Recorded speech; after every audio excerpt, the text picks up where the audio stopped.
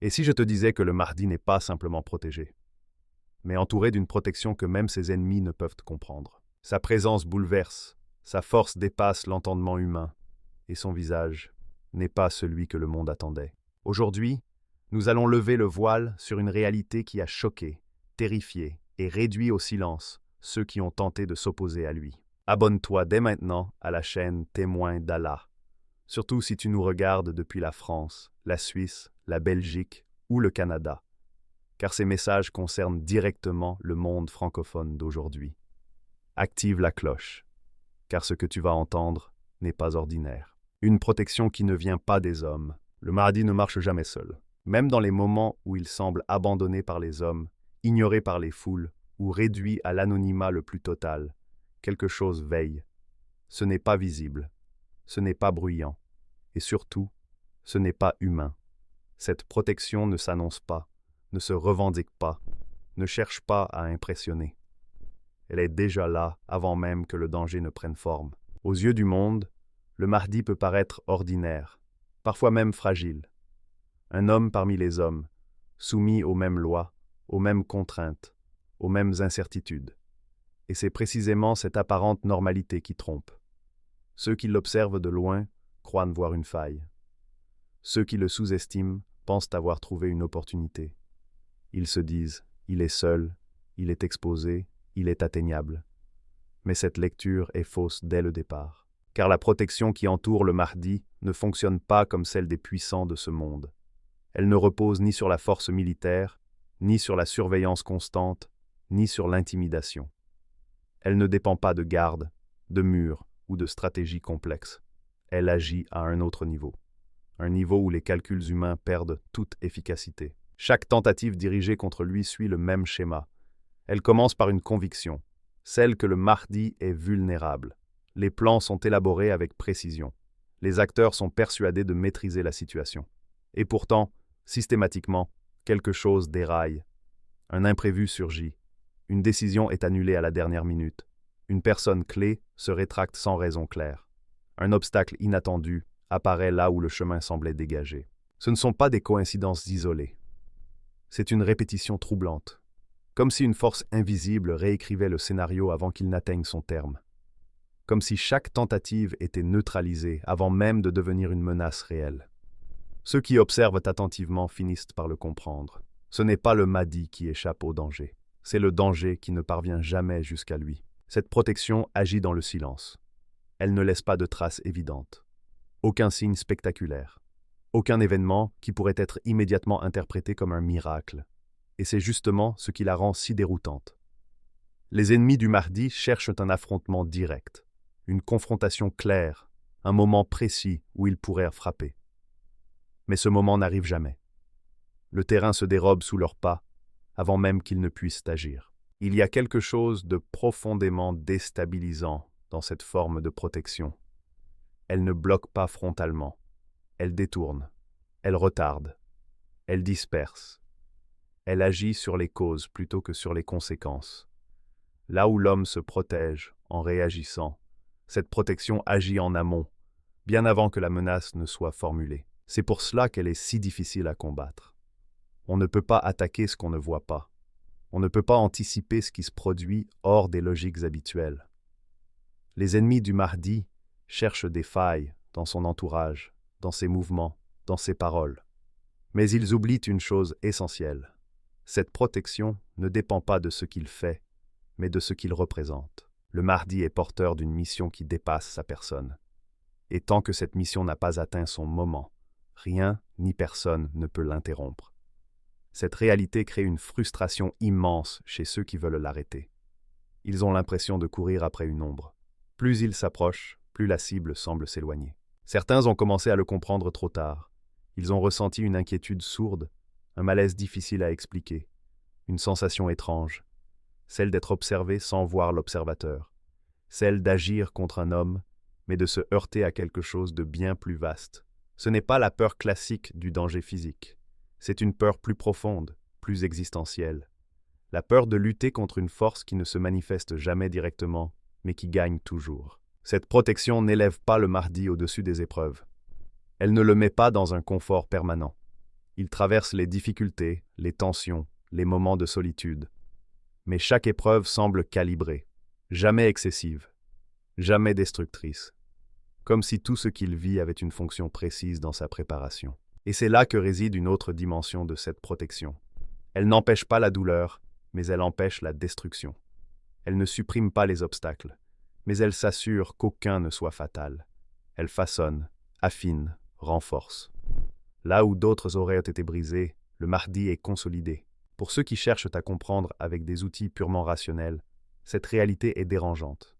Elle échappe aux statistiques, aux probabilités, aux logiques de pouvoir. Plus ils analysent, moins ils comprennent. Plus ils observent, plus une évidence s'impose. Le Mahdi n'avance pas selon les règles habituelles du monde. Et cette évidence, une fois perçue, devient terrifiante, car elle signifie que les rapports de force sont faussés dès le départ, que l'issue n'est pas entre les mains de ceux qui complotent, mais déjà inscrite ailleurs, que le Mahdi peut sembler exposé, mais qu'en réalité il est hors d'atteinte tant que son heure n'est pas venue. C'est cette protection invisible, constante et implacable qui transforme chaque tentative contre lui en échec silencieux. Et plus le temps passe, plus ceux qui l'observent comprennent qu'ils ne sont pas face à un homme ordinaire, avançant sans défense, mais face à une trajectoire protégée, guidée, verrouillée jusqu'au moment précis où tout devra basculer. Sa force surhumaine a choqué et terrifié. La force du Mahdi n'est pas celle que l'on mesure avec des chiffres, des exploits physiques ou des démonstrations de domination. Elle ne se manifeste pas dans la brutalité, ni dans la recherche de supériorité. Elle apparaît ailleurs, à un endroit que peu savent observer, dans la durée, dans la constance, dans cette capacité étrange à continuer quand tout, absolument tout, devrait pousser un homme à s'arrêter. Ceux qui l'ont vu de près en parlent encore avec trouble. Ils ne décrivent pas un homme spectaculaire, mais un homme qui ne cède pas. Là où d'autres ralentissent, il maintient le cap. Là où la fatigue s'accumule, il reste lucide. Là où la pression écrase, il demeure droit. Ce n'est pas une résistance ordinaire. C'est une endurance qui semble défier les lois naturelles du découragement humain.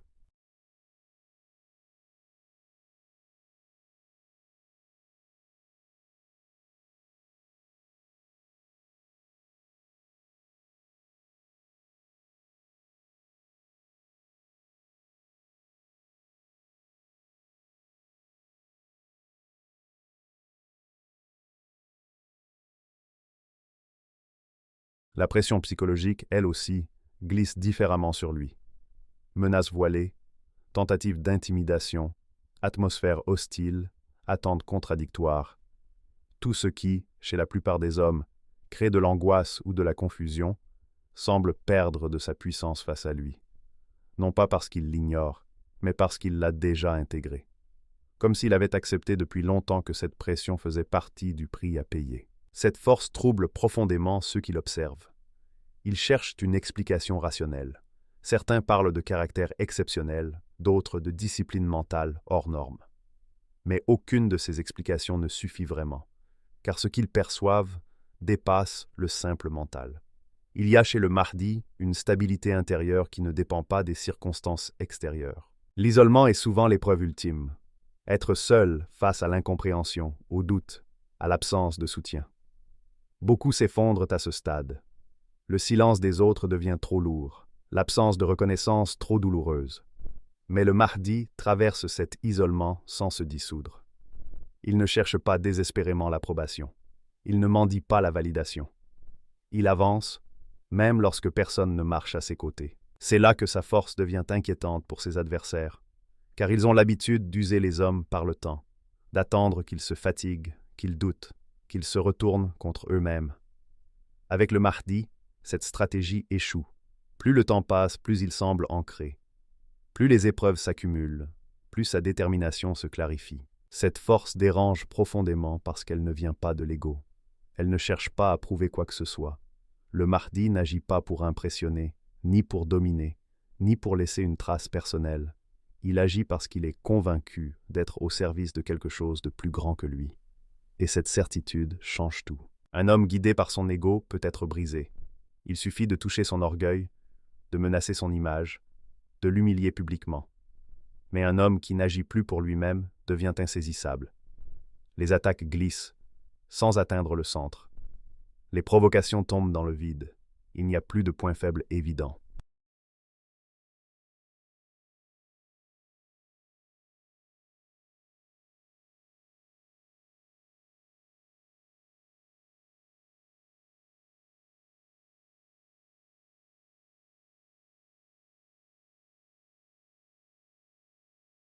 Certains témoins ont parlé d'un regard particulier. Non pas un regard dur ou agressif, mais un regard habité. Un regard qui ne fuit pas, même dans les situations les plus tendues. Ce regard-là n'appartient pas à quelqu'un qui doute de sa direction. Il appartient à quelqu'un qui sait pourquoi il est là, même si le chemin reste obscur. Cette force intérieure ne s'exprime pas dans des discours grandioses. Elle se manifeste dans les silences, dans les choix difficiles, dans la capacité à renoncer à ce qui serait plus confortable pour rester fidèle à la mission. Chaque renoncement renforce cette force. Chaque sacrifice l'approfondit. Et c'est précisément cela qui a semé la peur. Car une force qui ne dépend ni du succès immédiat, ni du soutien populaire, ni des circonstances favorables, est une force que l'on ne peut pas contrôler. Elle ne se négocie pas. Elle ne s'achète pas. Elle ne se brise pas par la pression. Plus ils observaient le Mahdi, plus une évidence s'imposait à eux. Ils n'avaient pas affaire à un homme porté par l'ambition personnelle, mais à un homme porté par une conviction absolue. Et face à ce type de force, toutes les stratégies habituelles deviennent inefficaces. Ce n'est pas la violence qui a terrifié ses adversaires. C'est cette endurance silencieuse, cette capacité à tenir sans se justifier, à avancer sans se glorifier, à résister sans se durcir. Une force calme, profonde, presque dérangeante, qui continue d'exister même lorsque tout semble fait pour l'éteindre. Et plus cette force se révélait, plus ceux qui attendaient sa chute ont commencé à comprendre une chose inquiétante. Ils n'étaient peut-être pas en train d'assister à l'épuisement d'un homme, mais à la consolidation d'une mission. Ceux qui l'ont sous-estimé ont tremblé. Ils pensèrent l'avoir compris avant même de l'avoir approché. Ils avaient construit son portrait à distance, à partir de leurs propres peurs, de leurs projections, de leurs habitudes de pouvoir. Dans leur esprit, un homme porteur d'une mission aussi lourde ne pouvait être que dur, tranchant, dominateur. Ils s'attendaient à quelqu'un qui impose, qui écrase, qui s'affirme par la force et l'autorité visible. Ils avaient préparé leur stratégie en fonction de cette image. Mais dès les premiers contacts, quelque chose a cloché. Le Mahdi ne ressemblait pas à ce qu'ils avaient anticipé. Il n'entrait pas dans le cadre. Il ne jouait pas le rôle qu'ils avaient écrit pour lui. Là où ils attendaient de l'arrogance, ils ont trouvé de la retenue. Là où ils prévoyaient des menaces, ils ont rencontré le silence. Là où ils pensaient provoquer une réaction, ils ont été confrontés à une absence de réponse. Ce décalage les a profondément déstabilisés. Car dans les rapports humains, le pouvoir s'exerce souvent par la prévisibilité. On contrôle ce que l'on peut anticiper. On manipule ce que l'on peut provoquer. Mais face au Mahdi, leurs leviers habituels ne fonctionnaient pas. Ils ne réagissaient pas comme prévu. Ils ne répondaient pas aux attaques de la manière attendue. Ils ne se défendaient même pas là où ils pensaient l'avoir touché. Ils ne cherchaient pas à impressionner. Et cette absence de démonstration était déroutante. Le Mahdi ne parlait pas plus fort pour être entendu. Il ne cherchait pas à dominer l'espace. Il ne revendiquait ni son rôle, ni sa légitimité. Il était là, simplement, avec une présence calme, presque silencieuse. Une présence qui ne demandait rien, mais qui imposait quelque chose malgré tout. Ce calme face à l'hostilité a été l'un des premiers éléments à les faire vaciller. Lorsqu'il haussait le ton, il ne suivait pas. Lorsqu'il tentait de provoquer, il ne mordait pas à l'hameçon. Lorsqu'il cherchait à créer un conflit, il laissait le vide s'installer. Et ce vide était insupportable pour ceux qui comptaient sur la confrontation pour prendre l'ascendant. Car le silence, lorsqu'il est maîtrisé, devient une arme redoutable. Son regard, lui aussi, les troublait. Ce n'était pas un regard fuyant, ni un regard agressif. C'était un regard posé, stable, qui ne cherchait ni à convaincre ni à intimider. Un regard qui semblait voir au-delà des jeux de pouvoir, au-delà des tentatives de manipulation. Face à ce regard, certains ont ressenti un malaise difficile à expliquer, comme s'ils étaient mis à nu sans qu'un mot ne soit prononcé. Ils avaient l'habitude de contrôler les hommes par la peur. Peur de perdre, peur d'être isolé, peur d'être discrédité. Mais avec le Mahdi, cette peur ne trouvait aucun point d'accroche. Il ne semblait pas inquiet pour son image. Il ne semblait pas attaché à une position sociale. Il ne semblait pas redouter les conséquences que d'autres auraient jugées catastrophiques. Cette liberté intérieure les a dérangés plus que toute forme de résistance ouverte. Car comment intimider un homme qui n'est pas gouverné par la crainte des hommes? Comment faire pression sur quelqu'un qui a déjà accepté la possibilité de tout perdre sans pour autant perdre sa direction? Ils ont essayé d'autres méthodes. La flatterie, la confusion, le doute. Ils ont tenté de l'entraîner sur un terrain émotionnel, de l'obliger à se justifier, à se défendre, à expliquer. Mais là encore, ils se sont heurtés à un mur invisible. Le Mahdi n'entrait pas dans ces jeux-là. Il ne se justifiait pas inutilement. Il ne cherchait pas à convaincre ceux qui n'étaient pas prêts à entendre. Ce comportement a fait naître une inquiétude sourde, car ils ont commencé à comprendre que leur pouvoir reposait sur des mécanismes que le Mahdi ne reconnaissait pas, et un pouvoir qui n'est plus reconnu commence à s'effondrer de lui-même. Certains ont alors changé de regard. Là où il n'y avait au départ qu'un sentiment de supériorité, est apparue une forme de prudence, puis, chez certains, une véritable crainte. Non pas la peur d'un affrontement physique, mais la peur d'être dépassé, contourné, rendu impuissant. Ils ont compris que le Mahdi ne pouvait pas être contrôlé parce qu'il n'était pas dépendant, ni dépendant de leur approbation, ni dépendant de leur structure, ni dépendant de leur récompense ou de leurs sanctions. Un homme qui ne dépend pas devient imprévisible. Et un homme imprévisible devient dangereux pour ceux qui vivent de contrôle. Le plus troublant, pour eux, a été de réaliser que cette force ne s'exprimait jamais par la domination. Elle se manifestait dans le refus de jouer selon des règles injustes, dans la capacité à rester stable au milieu du chaos, dans une cohérence intérieure que rien ne semblait pouvoir fissurer. Peu à peu, l'arrogance initiale s'est transformée en tension. Les certitudes se sont effritées. Certains ont commencé à éviter le contact direct. D'autres ont préféré observer de loin. Tous ont compris que le Mahdi n'était pas l'homme fragile ou manipulable qu'ils avaient imaginé. Ils avaient sous-estimé sa profondeur. Ils avaient confondu calme et faiblesse. Ils avaient pris le silence pour de l'hésitation. Mais ce qu'ils ont découvert les a fait trembler intérieurement. Le Mahdi n'était pas guidé par la peur des hommes, mais par une fidélité absolue à Dieu. Et face à un homme dont la boussole intérieure ne pointe que dans une seule direction, toutes les tentatives de contrôle finissent par se retourner contre ceux qui les utilisent. C'est à ce moment-là que le rapport de force s'est inversé. Sans bruit, sans affrontement, sans déclaration. Simplement parce que ceux qui croyaient dominer ont réalisé qu'ils n'avaient plus aucune prise. Un visage inattendu, loin des mythes. Le monde s'était préparé à autre chose. Depuis des générations, les esprits avaient façonné une image précise, presque figée, de ce que devrait être le Mahdi. Un visage dur, marqué par la rigueur, des traits sévères, presque intimidants, une apparence qui imposerait le silence avant même la parole. Beaucoup imaginaient une figure qui inspire la crainte au premier regard, un homme dont la simple présence suffirait à faire plier les volontés. Mais lorsque la réalité s'est présentée, elle a déconcerté. Le visage du Mahdi ne correspondait pas aux attentes collectives. Il n'avait rien de théâtral, rien de spectaculaire. Pas cette dureté que l'on associe instinctivement à l'autorité. Il était simple, humble, presque ordinaire. Un visage que l'on pourrait croiser dans la foule sans s'arrêter, sans soupçonner ce qu'il porte réellement. Et c'est précisément là que commence l'épreuve. Car ce visage-là dérange plus qu'un visage terrifiant. Il désarme les certitudes. Il brise les projections. Il oblige à regarder autrement. Ceux qui s'attendaient à être impressionnés ont été déstabilisés par cette normalité. Ils cherchaient un héros de légende, ils ont trouvé un homme sans masque. Pourtant, ceux qui ont pris le temps de croiser son regard ont ressenti quelque chose d'inexplicable. Un sentiment difficile à formuler, mais impossible à ignorer. Comme une pause intérieure.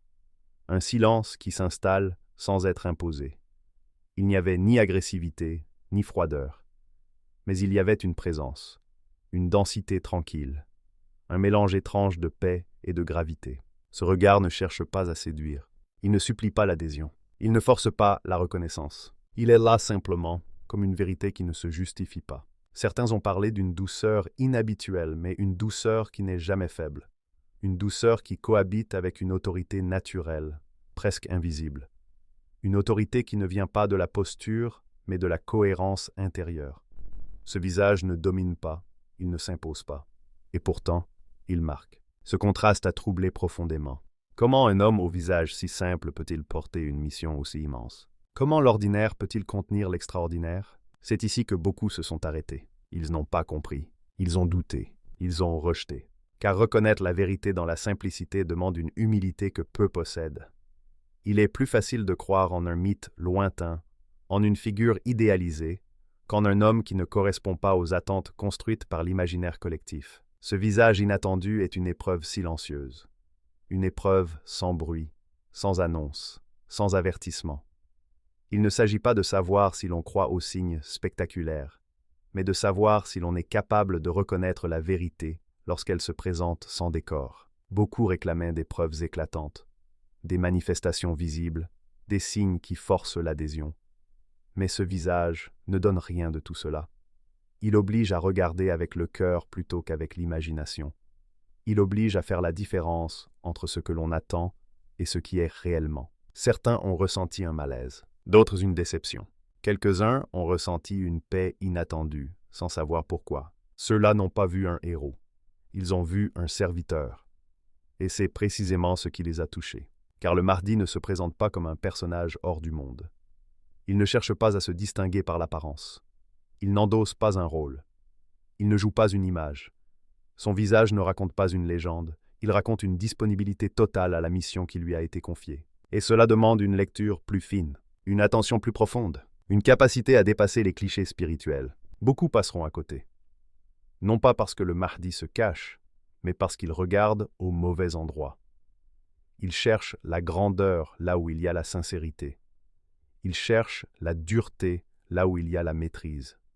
Il cherche l'extraordinaire là où il y a l'essentiel. Ce visage simple devient alors un filtre. Il sépare ceux qui veulent être impressionnés de ceux qui veulent comprendre. Il distingue ceux qui consomment des récits de ceux qui acceptent la vérité telle qu'elle est. Il n'y a rien de plus déroutant pour l'ego qu'une vérité qui ne se met pas en scène, une vérité qui n'élève pas la voix, une vérité qui ne se justifie pas sans cesse, et c'est exactement ce que représente ce visage. Certains ont même interprété cette simplicité comme une faiblesse.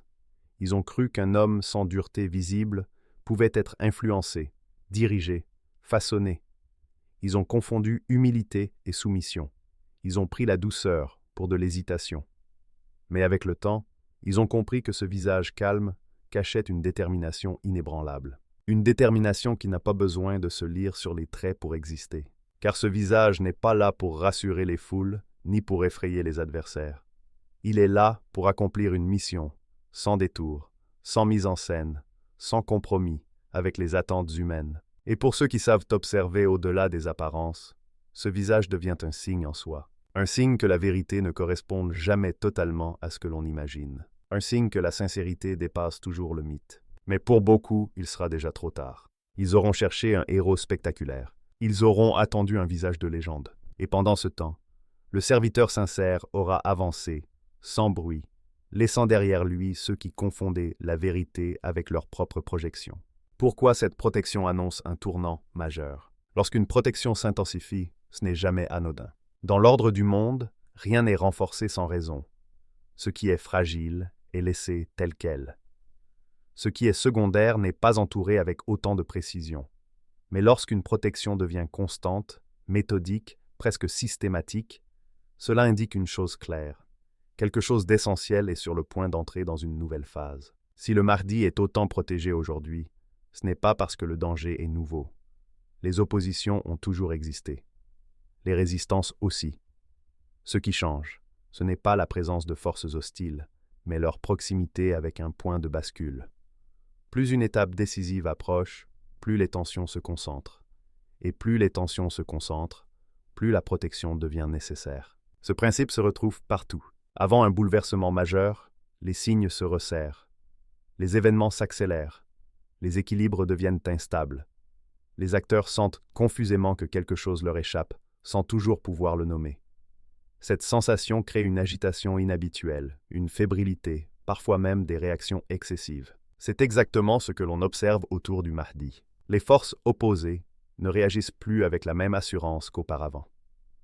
Leur discours change. Leur attitude se durcit ou, au contraire, devient étrangement prudente. Elles sentent que leurs leviers habituels perdent de leur efficacité. Ce n'est pas encore une défaite visible, mais c'est un déséquilibre profond, un glissement silencieux du rapport de force. La protection qui entoure le Mahdi agit comme un révélateur. Elle met en lumière la fragilité de ceux qui pensaient maîtriser la situation. Elle montre que certaines lignes ne peuvent plus être franchies, que certaines tentatives échouent systématiquement, que certaines portes restent fermées, peu importe l'insistance. Avant un renversement de l'ordre établi, il y a toujours une phase de résistance intense. Les structures en place sentent qu'elles sont menacées, même si la menace n'est pas encore pleinement visible. Elles réagissent alors par la crispation, par le contrôle, par la tentative de verrouiller ce qui peut encore l'être. Mais cette réaction arrive souvent trop tard, car lorsque la protection divine se manifeste avec une telle constance, cela signifie que le processus est déjà engagé. Le changement n'est plus une hypothèse, il est en cours. Invisible pour beaucoup, mais irréversible. Ceux qui observent avec lucidité perçoivent que le monde entre dans une phase différente. Une phase où les masques commencent à tomber, où les contradictions deviennent trop évidentes pour être dissimulées, où les discours officiels ne suffisent plus à contenir la réalité. La vérité, longtemps étouffée, commence à exercer une pression de l'intérieur. Et face à cette pression, la force brute devient inefficace. Les systèmes fondés uniquement sur la domination, la peur ou la manipulation fonctionnent tant que les consciences restent dispersées, fatiguées, désorientées. Mais lorsque les lignes se clarifient, lorsque les rôles deviennent plus lisibles, ces systèmes montrent leurs limites. Ils peuvent ralentir le mouvement, mais plus l'arrêter. La protection du Mahdi annonce précisément cela, la fin d'une phase de dissimulation. Non pas une révélation brutale, soudaine, spectaculaire, mais une progression méthodique vers un point où le mensonge ne peut plus se maintenir sans se fissurer de toutes parts. Ce tournant n'est pas seulement politique ou social, il est intérieur. Il concerne les cœurs, les intentions, les fidélités profondes. Les gens commencent à ressentir un malaise diffus, une impression que quelque chose ne colle plus, que les récits dominants sonnent creux, que les promesses répétées ne produisent plus d'espoir réel. Dans ce contexte, la présence protégée du Mahdi devient un repère silencieux. Il n'impose pas une rupture immédiate, mais il incarne une alternative, une autre manière d'exister, d'agir, de résister. Et cette simple existence devient une menace pour un ordre fondé sur l'injustice ou la tromperie. C'est pour cela que la protection s'intensifie, parce que la phase qui s'ouvre est plus sensible, parce que les enjeux ne sont plus théoriques, parce que ce qui va être remis en question touche aux fondations mêmes du système en place. Avant chaque grand bouleversement, il y a une tentative désespérée de préserver l'ancien ordre. Une tentative souvent marquée par l'excès, par la rigidité, par la peur de perdre le contrôle. Mais ces réactions ne font qu'accélérer le processus. Elles rendent visible ce qui était jusque-là dissimulé. La protection du Mahdi ne signifie pas l'absence de confrontation. Elle signifie que la confrontation ne se fera pas selon les règles de ceux qui veulent la provoquer. Elle ne sera ni prématurée, ni désordonnée. Elle interviendra au moment précis où les conditions seront réunies. Ce timing est crucial. Trop tôt. Et c'est pourquoi tout semble suspendu. Comme une respiration retenue, comme un monde qui avance sans savoir qu'il approche d'un seuil invisible. Ceux qui sont attentifs sentent cette tension. Ils perçoivent que quelque chose se prépare, sans toujours pouvoir en identifier la forme exacte. Ce tournant majeur n'est pas annoncé par des déclarations officielles ou des événements spectaculaires immédiats. Il est annoncé par une série de signaux discrets. Des protections qui se renforcent, des tentatives qui échouent, des certitudes qui s'effritent, des discours qui perdent leur pouvoir de conviction. Et surtout, par cette impression grandissante que la vérité ne pourra plus être étouffée, même par la force, même par la peur, même par le contrôle. Lorsqu'une vérité atteint ce stade, toute tentative de la supprimer ne fait que la rendre plus visible. La protection du Mahdi est le signe que ce point n'est plus lointain, que le monde ne se dirige pas vers un simple ajustement, mais vers une reconfiguration profonde.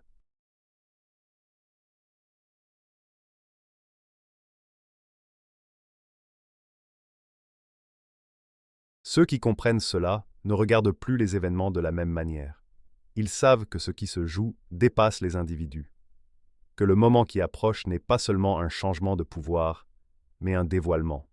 Un moment où chacun sera confronté à ce qu'il a choisi de croire, de soutenir ou d'ignorer. Et dans cette phase critique, la protection qui entoure le Mahdi n'est pas seulement une défense. Elle est un signal, un avertissement silencieux. L'annonce que le temps de l'étouffement touche à sa limite et que le monde s'avance, qu'il le veuille ou non, vers un point de non-retour. Le Mahdi n'est pas un mythe, ni un personnage de fiction spirituelle.